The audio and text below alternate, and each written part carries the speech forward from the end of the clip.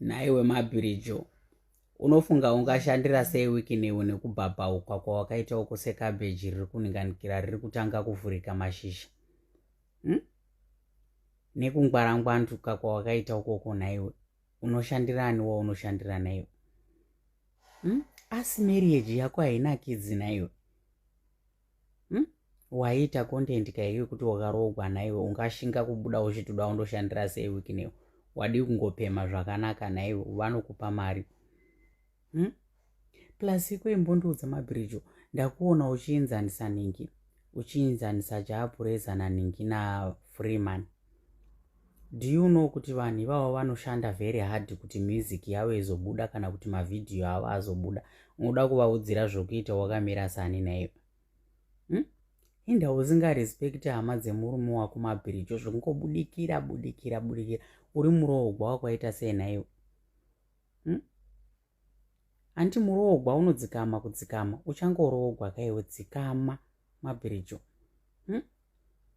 Dzikama, unoda kuudzira maartisti iwe wakamira sani, uri artisti.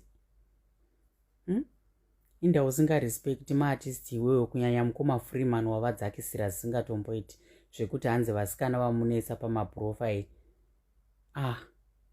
Iwe ungazoona kushata kuva muwasikana naiwe.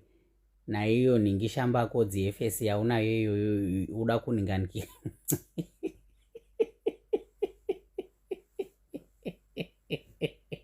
Naiyo pfuko yefesi yaunayo iyoyo uda kuninganikira, uda kuti kwai vasikana vaneswa naFreeman vakashata. Uri kurevesa here? Tikarangarudzi chauri uda kutaura ichocho naiwe.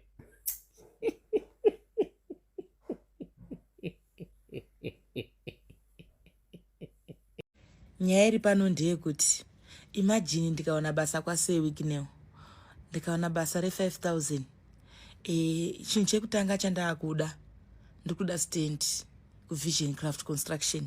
Zvino kuvision craft construction kwaimbonzi kunovakwa nezvikwereti, chero mastands unogona kutenga mbichana. Ndechitenga mbichana yei muna ne5,000 and the first salary yangu iri kuenda kuvision craft construction because kuda stand. Kuvaka ndaimbofunga kuti maybe ndichavaka hangu nechikwereti, but chikwereti chei? Because vanovaka nezvikwereti. Kuti stand yacho futi unogona kuitenga mbichana, but zvese handichatodi ndaenda nemari dzangu. And the bleaching cream ichanyatsauzwira. Pose ndichigara ndiri mundege ndakatenga magemens. Ndichimhanya ndichibata mabhegi eLouis Vuitton. Unoziva kuti ukatanga kubata mabhegi eLouis Vuitton aya unotanga kutotsvukira. Mune glowing creams dzirimo mumabhokisi emaLouis Vuitton aya. Chimhanya ndakanyarara. Muchangoona, there will be signs of saying Mabrijo has made it in life. But chinchekutanga istand kuvision craft construction and chatengi nezvikwereti.